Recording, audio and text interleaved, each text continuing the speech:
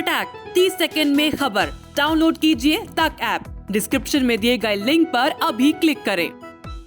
आपको आज ऐसी कंपनी के बारे में बताने जा रहा हूं जो लगातार घाटे में रहने के बाद कुछ साल पहले दो कंपनी एक हो गई थी, लेकिन उस कंपनी पर एक बार फिर से बड़ी मुसीबत आ खड़ी। वो कंपनी टेलीकॉम कंपनी है जिसका नाम है वोडाफोन। वोडाफोन आइडिया देश की तीसरी सबसे बड़ी टेलीकॉम ऑपरेटर कंपनी है, जिसके बारे में आज सिर्फ 3 पॉइंट में बताने वाला हूं कि आखिर देश की तीसरी सबसे बड़ी टेलीकॉम ऑपरेटर होने के बाद भी कंपनी पर इतना कर्ज कैसे हो गया। आखिर क्यों वोडाफोन आइडिया के शेयरों में अचानक भारी गिरावट आ गई। और तीसरा पॉइंट कि अब वोडाफोन आइडिया सरकारी हो जाएगी क्या, लेकिन कैसे और क्यों। नमस्कार, मैं राजू कुमार झा और आप देख रहे हैं न्यूज तक। सबसे पहला पॉइंट, देश की तीसरी सबसे बड़ी टेलीकॉम ऑपरेटर कंपनी होने के बाद भी कंपनी पर इतना कर्ज कैसे हुआ। वोडाफोन आइडिया के ऊपर सरकार का काफी बकाया है। यह बकाया स्पेक्ट्रम नीलामी के इंस्टॉलमेंट और इनके इस्तेमाल के शुल्क के ऊपर लगे ब्याज से जुड़ा है। बोर्ड ने बकाये ब्याज की पूरी रकम को इक्विटी में बदलकर सरकार को यह हिस्सा देने का फैसला लिया है। कंपनी ने एक बयान में कहा कि उसके अनुमान के हिसाब से बकाये ब्याज की मौजूदा नेट वैल्यू यानी एनपीवी करीब 16,000 करोड़ रुपए है। इसे अभी दूर संचार विभाग यानी डीओटी की मंजूरी मिलनी बाकी है। कंपनी के बोर्ड ने वोडाफोन आइडिया के शेयर की वैल्यू 10 रुपए मानकर इसी आधार पर सरकार के बकाये को इक्विटी में बदला है। हालांकि अभी शेयर की तय की गई इस वैल्यू को भी डीओटी की सहमति नहीं मिली है। बैंकों का आइडिया वोडाफोन पर 35,000 करोड़ रुपए के करीब कर्ज है। कंपनी पर कुल 1.9 लाख करोड़ रुपए का कर्ज है।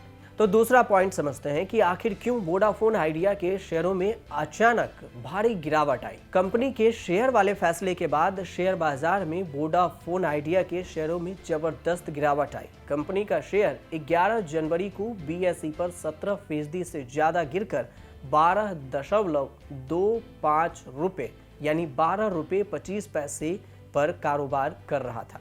तीसरा पॉइंट कि अब वोडाफोन आइडिया सरकारी हो जाएगी, लेकिन कैसे और क्यों।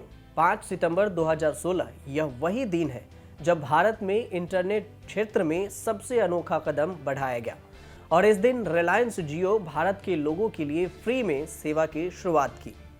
रिलायंस जियो आने के बाद वोडाफोन को काफी नुकसान हुआ और वो जितना कर्ज में डूबी थी उसे भी चुका नहीं पाई। उसके बाद दो कंपनी वोडाफोन और आइडिया एक हो गई और वो बन गई वीआई।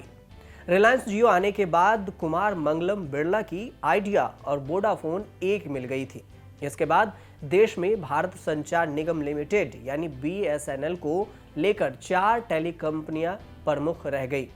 वोडाफोन आइडिया लगातार घाटे दे रही है। अब वोडाफोन आइडिया के शेयरों में तेज गिरावट देखी जा रही है।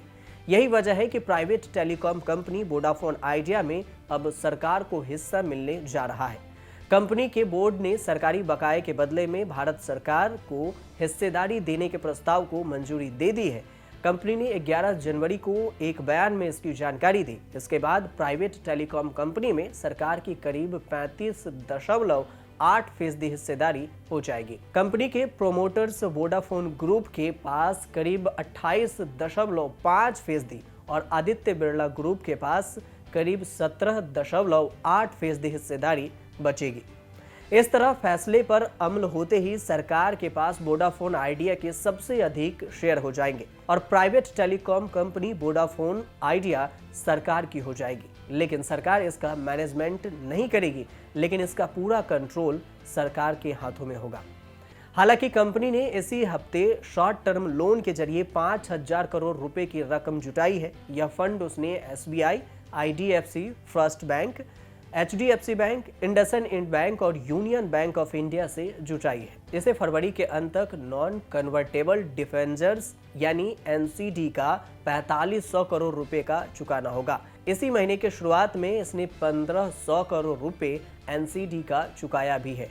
एक रिपोर्ट के मुताबिक वोडाफोन आइडिया 4 साल की मोहलत के बाद यदि इक्विटी के माध्यम से एडजस्टमेंट ग्रॉस रेवेन्यू यानी एजीआर और स्पेक्ट्रम पेमेंट पर ब्याज का पेमेंट करने का विकल्प चुनती है तो इस कंपनी में सरकार 16% हिस्सेदारी का मालिक बन सकती है। सरकार का यह मैकेनिज्म था कि जो वोडाफोन और अन्य टेलीकॉम कंपनियों को उसके बकाया पर ब्याज को इक्विटी में बदलने का विकल्प दे रहा था। सितंबर 2021 में सरकार ने टेलीकॉम कंपनियों को राहत दिया था। इसके मुताबिक सरकार ने कंपनियों को स्पेक्ट्रम और एजीआर बकाया पर 4 साल का मोरेटोरियम दिया था, ताकि उन पर बिना वित्तीय दबाव थोड़ा कम हो जाए, ताकि ब्याज को मोरेटोरियम पीरियड के खत्म होने के समय जमा कर सकते हैं। अगर मोरेटोरियम के अंत में कोई कंपनी बकाया जमा नहीं कर सकी तो वह सरकार को इस बकाया के बदले में कंपनी की हिस्सेदारी दे सकती है। और यही वजह है कि अब वोडाफोन आइडिया 35% से ज्यादा हिस्सेदारी के साथ सरकार की हो जाएगी। सरकार के कंट्रोल में वोडाफोन आइडिया चली जाएगी। वोडाफोन आइडिया पर ज्यादा बकाया भी है। इससे पहले भी वोडाफोन और आइडिया मिलकर एक नई संगठन बनाया जिसका नाम VI रखा।